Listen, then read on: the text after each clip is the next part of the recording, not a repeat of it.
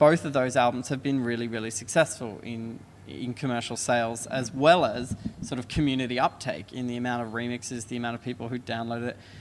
The Slip, was downloaded millions. Yeah, several thousand times in the first 24 hours. Now, warranted, Nine Inch Nails have had the value of being, a successful band through the sort of intermediary era.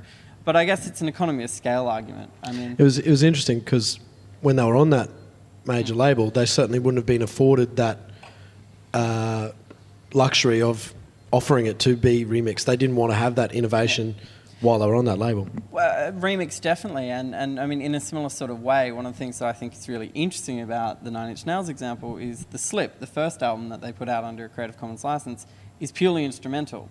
And Interscope Records weren't interested in doing it because they said, who's going to buy an instrumental album from an industrial rock band? They made $1.6 million off that album. And it's blatant market failure. And this happens time and time again in the intermediary environment where they hold themselves up as the content curators, the great knowers and seers of all musical taste. Sorry, when you say intermediary, do you mean like major labels and... Previous intermediaries, okay, yep. Not digital intermediaries. Sorry, I should qualify that. We like digital intermediaries. And so one of the things that Creative Commons tries to do is say, well, if what you want to do is build your audience, build the reach of your content and move your content into networks that are outside your existing band's network, one of the ways to do that is to actually just simply allow people to move that content around. But unfortunately, copyright says that you can't do that legally. So we tried to provide a set of tools to give people the ability to do that. Okay, I think I've probably waffled on enough. We might throw it over to James.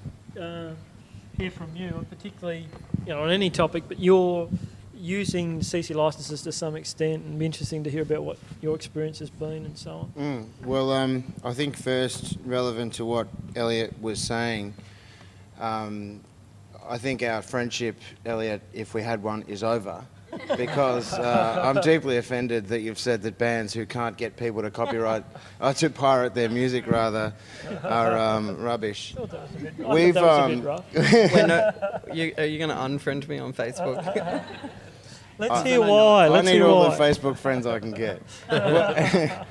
I get defriended by 5 people every day. I've counted. No, we actually had strange experiences. We've been playing as a band for a few years, and there are lots of bands who are of, we're not of any national or international note, which probably goes without saying, but lots of bands in our situation, or on our same sort of level, are actually pretty worried about copyright and protecting their intellectual property, etc. And I think it's because of they think that they're supposed to. We were never so concerned about that and went out of our way to try and get people to pirate our music. And much of the time they didn't really want to. But so anyway, we were...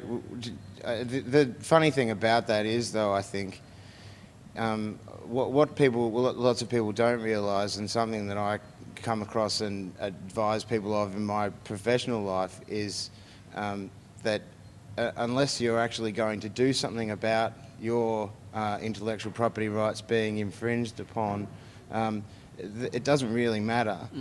You're the one who's got to protect them. So from our point of view, it didn't really matter. And so for that reason, we turned to CC licenses, because it looked like they were something that could help us to control, at least, with some inkling of that there may be something take off later on, that we could have maintained some control over what we've done and not have waived all of our rights anyway. I think that's a good...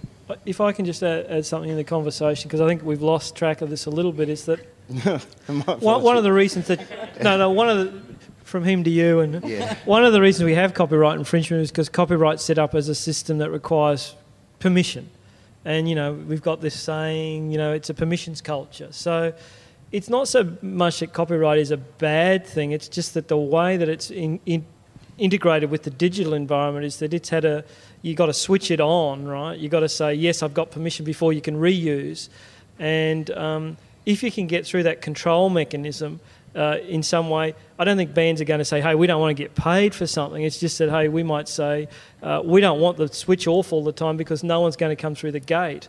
So what we've seen over the last 100 years with all kinds of new technologies and content, whether it's the recording industry and the publishing and so on, is that the law has tried to work out ways of putting the switch on without having to go back and seek permission either through statutory royalties or whatever.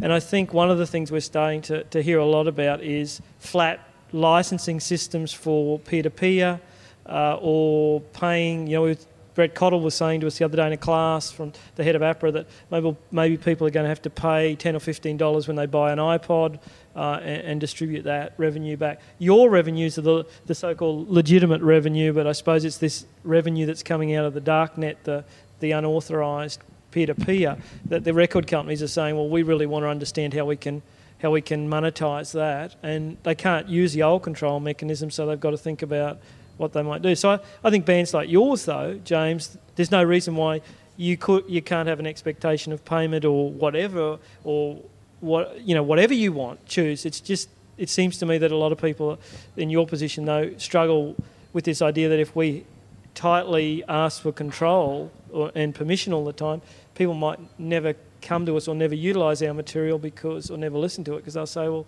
we've got to jump through all these legal hoops. I don't know, but that part of the equation I think is an interesting one to open up, because I think it'll be interesting how your type of organisation operates. If we go to a flat tax for that 95% for the hardware,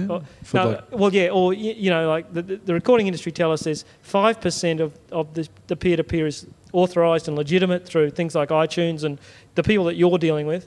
95% is moving stuff around that someone's making money out of, but not necessarily the major labels, or they might be. So what happens if we somehow legitimise that by compelling you to pay a flat tax at the point of purchase of a machine or some other ISP service or whatever? I'm wondering how that distribution might come back to someone like James, who is not currently in the system, but may come into the system later on. If we move down that track, would a Musicadium or someone, I suppose I'm thinking APRA here, or someone be able to somehow distribute income back to a group like yours who are out there being listened to? You will be being listened to by this point in time. and that's people, hypothetical. Yeah. So anyway, I should go back to you, but I think that's something we should talk a little bit about before we go tonight, is what happens if you do go into that system where they try and monetise, so to speak, what now is your piracy part of the equation.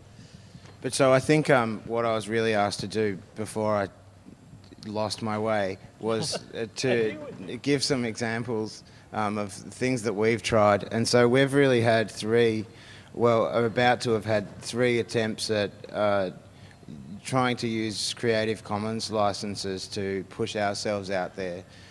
The first attempt was a single that we released. It hasn't been released apart from that, because we're still working on the album to which it belongs. At the time the single was released, we had, I think, a mailing list of 500 people. We had done one pressing of 500 EPs, which I've got some in a bag over there still, and that was about 4 years ago.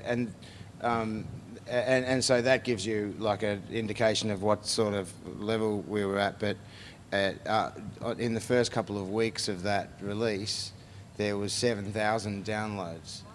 So like, I only downloaded it from 1,000 different computers. So. But which is my economy of scale argument. Like, it's very easy to write off the Nine Inch Nails and Girl Talk sort of CC licensing as, just the top end of town having a go at this kind of stuff. But what I find really fascinating about this kind of situation is that you're proving what my argument at that time was that, yes, they do have an existing market and an existing fan base, but it's an economy of scale argument that just because you're a small independent Melbourne band doesn't mean that you can't benefit from these kinds of approaches.